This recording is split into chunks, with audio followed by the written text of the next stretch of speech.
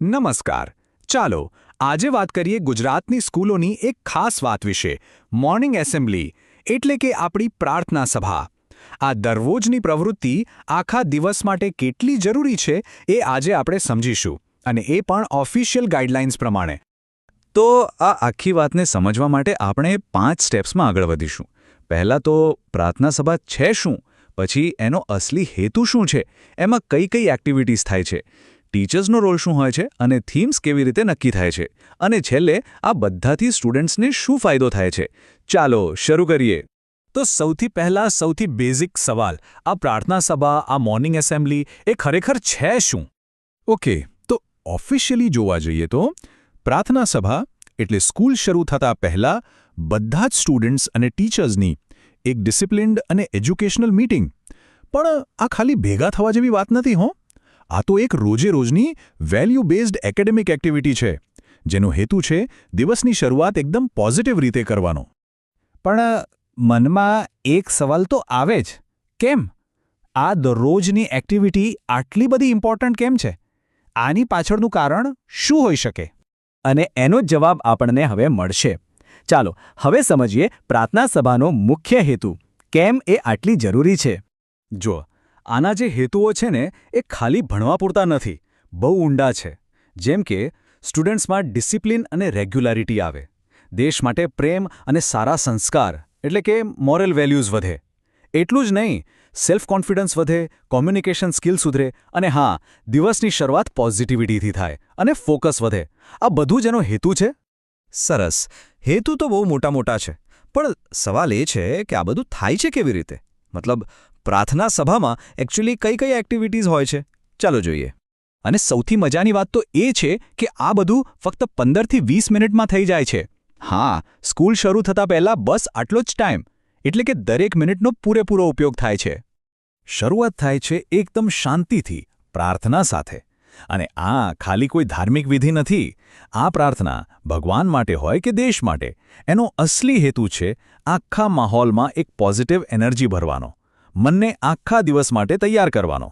પ્રાર્થનાની એ શાંતિ પછી એક સાથે સેંકડો અવાજોમાં એક વચન ગૂંજે છે, પ્રતિજ્ઞા. આ બહુ પાવરફુલ મોમેન્ટ હોય છે, ખબર છે? કારણ કે એ દરેક સ્ટુડન્ટને એમના દેશ અને સમાજ પ્રત્યેની જવાબદારી યાદ કરાવે છે. અને પછી આવે છે સૂર, જે આપણને બધાને જોડે છે, રાષ્ટ્રગાન. વિચારો, જ્યારે બધા જ સ્ટુડન્ટ્સ એકસાથે જનગણમન ગાય છે, ત્યારે એ ખાલી એક ગીત નથી રહેતું, એ દેશભક્તિ અને એકતાનો એક જીવંત અનુભવ બની જાય છે. ઓકે, તો દેશભક્તિ અને સંસ્કારના પાયા પછી હવે વારો છે દુનિયા સાથે જોડાવાનું, એટલે કે સમાચાર વાંચન. આનાથી સ્ટુડન્ટ્સને દેશ દુનિયામાં શું ચાલી રહ્યું છે એની ખબર પડે છે, અને એમનું જનરલ નોલેજ પણ અપડેટ થતું રહે છે. ખાલી ન્યૂઝ કે ફેક્ટ્સ જ નહીં, મોટિવેશન પણ એટલું જ જરૂરી છે. એટલે જ હોય છે આજનો વિચાર. એક નાનો પણ સારો વિચાર આખા દિવસ માટેની પ્રેરણા આપી જાય છે, નહીં? પછી એક એવું પ્લેટફોર્મ જ્યાં સ્ટુડન્ટ્સ કે ટીચર્સ પોતાના વિચારો શેર કરી શકે. એન્વાયરમેન્ટ હોય, મોરલ વેલ્યુઝ હોય કે કોઈ પણ સારો ટોપિક, એના પર સ્પીચ આપવામાં આવે છે. આનાથી નોલેજ તો શેર થાય જ છે, પણ સૌથી મોટી વાત, સ્ટેજ પર બોલવાની હિંમત આવે છે. પણ થોભો, આ બધું સિરિયસ જ નથી હોતું. આખી એસેમ્બલીને ઇન્ટરેસ્ટિંગ અને ઇન્ટરેક્ટિવ બનાવવા માટે એક મજેદાર એક્ટિવિટી પણ હોય છે, જેમાં નોલેજ અને ફન બંને ભેગા થાય છે. અને એ છે ક્વિઝ, એટલે કે પ્રશ્નોત્તરી. આનાથી સ્ટુડન્ટ્સનો ઇન્ટરેસ્ટ પણ જળવાઈ રહે છે અને મજાકમાં નોલેજ પણ વધી જાય છે. શું કહો છો?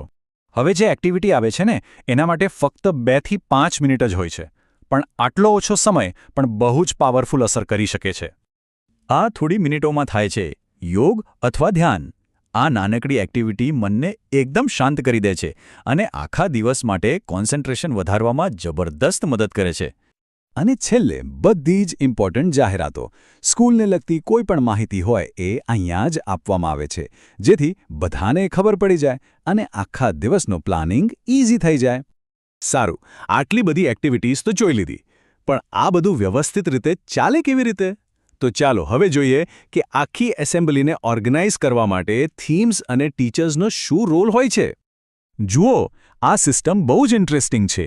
દર અઠવાડિયે એક નવી થીમ હોય છે, જેમ કે પહેલા અઠવાડિયે સાયન્સ અને ઇનોવેશન, તો બીજા અઠવાડિયે લેંગ્વેજ અને ડાયલોગ, પછી આઈટી અને ટીમવર્ક, અને પછી આર્ટ અને કલ્ચર. આનાથી શું થાય? એક્ટિવિટીઝમાં વેરાયટી આવે અને સ્ટુડન્ટ્સને અલગ અલગ ફિલ્ડનું નોલેજ મળે. અને આ બધું સ્મૂધલી ચાલે એની પાછળ હોય છે ટીચર્સ. એમનો રોલ બહુ જ મોટો છે. પ્રોગ્રામ પ્લાન કરવો, સ્ટુડન્ટ્સને ગાઈડ કરવા, ડિસિપ્લિન મેન્ટેન કરવું, અને સૌથી જરૂરી એ જોવું કે દરેક સ્ટુડન્ટને પાર્ટ લેવાનો મોકો મળે. તો આટલી બધી મહેનત, આટલું પ્લાનિંગ, આ બધાનું પરિણામ શું? હવે આપણે આવી ગયા છીએ સૌથી મહત્વના ભાગ પર કે આ રોજની એક્ટિવિટીથી સ્ટુડન્ટ્સને લાંબા ગાળે શું ફાયદો થાય છે. ફાયદાઓ તો ઘણા છે, પણ મુખ્ય ફાયદાઓ જુઓ. સ્ટુડન્ટ્સનો સેલ્ફ કોન્ફિડન્સ વધે છે, સ્ટેજ પર બોલવાનો ડર નીકળી જાય છે, ડિસિપ્લિન અને ટાઈમ મેનેજમેન્ટ શીખવા મળે છે, અને હા, જનરલ નોલેજ તો વધે જ છે. આ બધું જ એમની લાઈફમાં આગળ જતા બહુ કામ આવે છે. તો આખી વાતને જો એક લાઇનમાં કેવી હોય તો પ્રાર્થના સભા એટલે શું?